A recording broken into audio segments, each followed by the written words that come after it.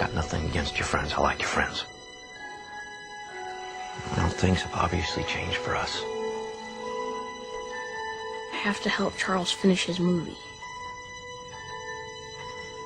Be good for you to spend some time with kids who don't run around with cameras and monster makeup. Could you close your eyes, please? Yeah. And action! Guys, watch out!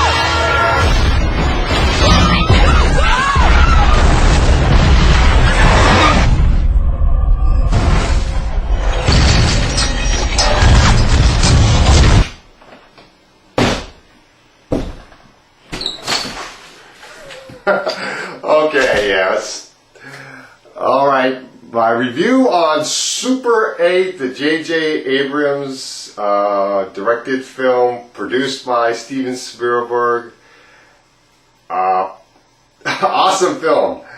Amazing film. Probably, in my opinion, one of the best films of this year. I think. Before I want to start the more of the movie review, as you noticed, I started this review with a movie montage to make it look more professional. So I'm going to try to do that more often with movie reviews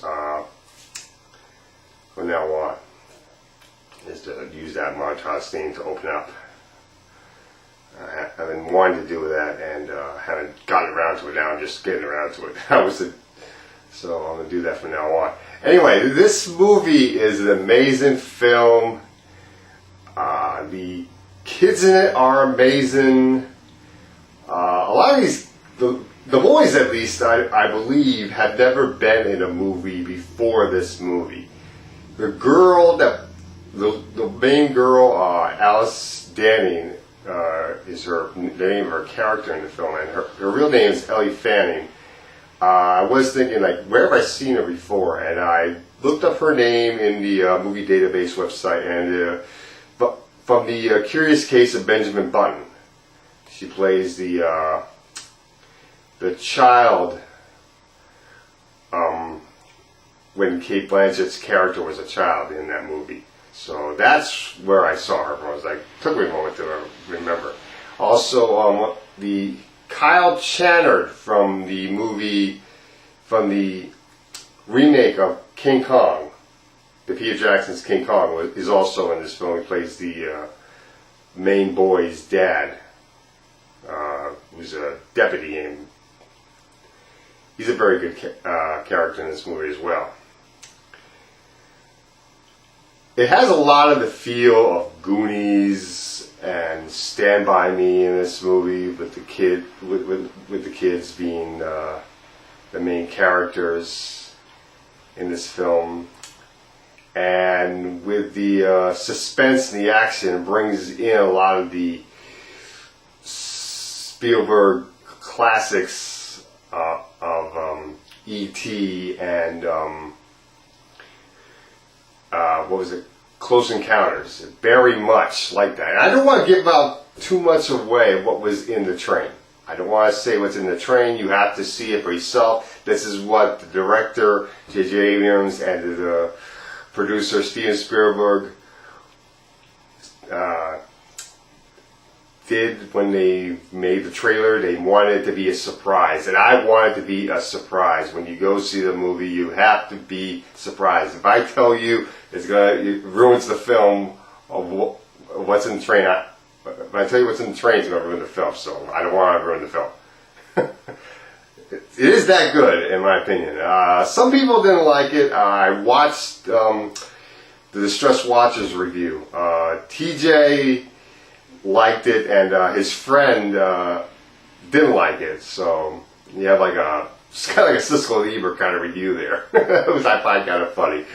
But I liked it. It's set in 1979, and I was 5 years old in 1979. I vaguely remember 1979. I remember most of the 80s, so it had that feel of the 1980s. I figured it was kind of like 1980s. They said, and once I found out it was 1979, so it just the end of the 70s and the 80s begin, I guess.